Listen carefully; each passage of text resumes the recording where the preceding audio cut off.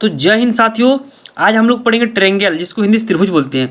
तो देखिए त्रिभुज होता क्या है, तीनों रेखाखंडों से घिरे हुए क्षेत्र को त्रिभुज बोलते हैं। ठीक है, तो देखिए हम लोग के पास एक त्रिभुज है जिसका नेमिंग हम लोग कर दिए हैं PQR।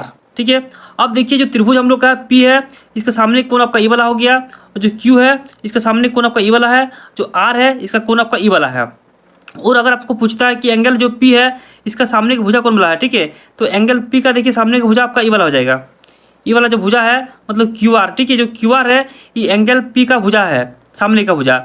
अगर आप लोग से पूछता है कि एंगल जो Q है इसका सामने का भुजा क्या है, तो एंगल Q का सामने का भुजा आपका E वाला हो जाता है। और अगर आप लोग से पूछता है कि एंगल R जो है उसका सामने भुजा क्या है, तो आपका एंगल R का सामने भुजा E वाला होता है। क्लियर, तो आप लोग को भुजा समझ में आ गया। ठीक है अब चलिए हम लोग इससे आगे समझते हैं कि जब हम लोग को त्रिभुज होता है उस त्रिभुज का हम लोग परिमाप को कैसे निकलेंगे। ठीक है, तो आप लोग को थोड़ा ध्यान देना है, हम लोग इसको थोड़ा मिटाते हैं।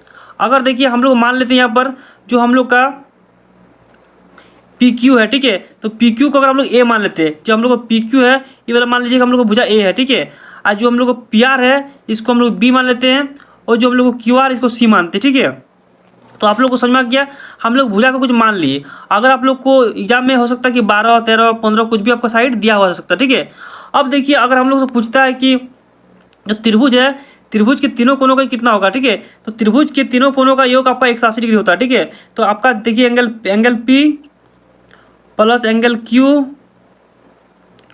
प्लस एंगल R, तो आपका त्रिभुज के तीनों कोनों का योग आपको कीजिएगा तो कोई भी त्रिभुज हो, ठीक है, चाहे समबाहु त्रिभुज हो चाहे समकोण त्रिभुज हो, कोई भी त्रिभुज हो उसके तीनों कोनों का योग आपका 180 डिग्री होगा। क्लियर, अब चलिए आगे हम लोग बढ़ते हैं और आप लोग को बता रहे हैं कि त्रिभुज के जो परिमाप होता है वो क्या होता है। फिर हम लोग त्रिभुज का जो परिमाप निकालते हैं तो हम लोग त्रिभुज का जो साइड है तीनों साइड को जोड़ते हैं। ठीक है, इस साइड को जोड़ेंगे हम लोग, फिर हम लोग इस साइड को जोड़ेंगे और हम लोग इस साइड को जोड़ेंगे। अगर हम लोग त्रिभुज की तीनों साइड को जोड़ते हैं तो हम लोग त्रिभुज का परिमाप निकल जाता है। ठीक है, तो देखिए त्रिभुज का परिमाप क्या होगा, देखिए हम लोग जो PQ साइड है इसको हम लोग A माने हैं। क्लियर, और जो हम लोग को PR साइड है इसको हम लोग B मान लिए हैं, और जो हम लोग QR साइड है इसको हम लोग C माने हैं।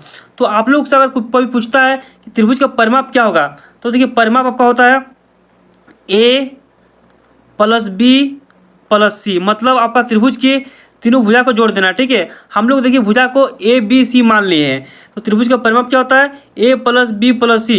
इस फॉर्मूला से आप लोग निकाल सकते हैं। और अगर आप लोग से पूछता है त्रिभुज का सेमी परिमाप मतलब अर्ध परिमाप, ठीक है, अगर आप लोग को अर्ध परिमाप पूछता है तो आप लोग क्या कीजिएगा, S बराबर A plus B plus C by 2 कीजिएगा, तो आपका त्रिभुज का अर्ध परिमाप जो है आपका निकल जाएगा। तो देखिए आप लोग को त्रिभुज का कभी भी परिमाप निकालने बोलता है तो आप लोग जो त्रिभुज का जो साइड है इस तीनों साइड को मतलब उसको बाउंड्री को, ठीक है, उसको बाउंड्री को आप लोग जोड़ दीजिएगा तो आपका त्रिभुज का परिमाप निकल जाएगा। और उसको अगर आप लोग को अर्ध परिमाप निकालना है तो आप लोग उसका परिमाप निकाल के 2 से भाग दीजिए। ठीक है, उसका अर्ध परिमाप निकल जाएगा।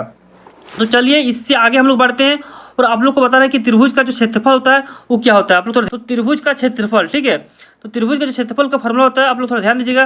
देखिए त्रिभुज का क्षेत्रफल क्या होता है, उसका अंदर का भाग होता है। ठीक है, इस त्रिभुज का जो अंदर में है इस भाग को उसका क्षेत्रफल बोलता है, कि अंदर में कितना सामान आपका लेगा, कितना आपका एरिया है, इसको आपको त्रिभुज का क्षेत्रफल बोलते हैं। ठीक है, इसको इंग्लिश से एरिया बोलते हैं। तो देखिए त्रिभुज का क्षेत्रफल का फॉर्मूला क्या होता है, त्रिभुज का क्षेत्रफल। अब कोई भी त्रिभुज हो, ठीक है, हम लोग जो फॉर्मूला पढ़ाएंगे इस फॉर्मूला का मदद से आप लोग आसानी से निकाल सकते हैं। तो इसके लिए आप लोग को सिंपल हीरोन का सूत्र जो होता है, हीरोन का सूत्र आप लोग को पढ़ना पड़ेगा। ठीक है, तो देखिए त्रिभुज क्षेत्रफल क्या होता है, आपका रूट अंडर हो जाएगा S minus A S minus B S minus C। ठीक है, रूट में, ठीक है, तीनों के तीनों हम लोग क्या रूट है में S minus A S minus B S minus C।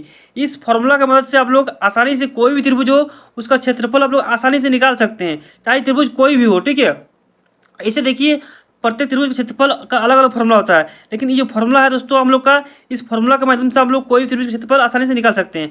और देखिए S क्या है, S अभी आप लोग को पढ़ाए हैं कि S जो हम लोग का है इसका सेमी परिमीटर है। ठीक है, S का फॉर्मूला आप लोग को पढ़ा दिया अभी तुरंत कि S का जो हम लोग का फॉर्मूला होता है S बराबर A plus B plus C होता है। ठीक है, A plus B plus C by 2 होता है, मतलब अर्ध परिमाप है। और देखिए आपका A क्या है, A आपका साइड है त्रिभुज का। ठीक है, A side B side C side. Clear, तो इस तरह से इस फॉर्मूला के माध्यम से आप लोग कोई भी त्रिभुज क्षेत्रफल आसानी से निकाल सकते हैं। और अगर आप लोग को वीडियो अच्छा लगा वीडियो को लाइक कीजिए उस चैनल को सब्सक्राइब करके बेल घंटा को प्रेस कर लीजिए, ठीक है। और अगर आप लोग को ज्योमेट्री में कोई भी प्रॉब्लम होता है, बेसिक ज्योमेट्री में, रेखा में, कोण में, कुछ में भी, ठीक है, तो आप लोग कमेंट कीजिएगा, तो मैं आप लोग के लिए बेसिक वीडियो बनाऊंगा ज्योमेट्री का, ठीक है।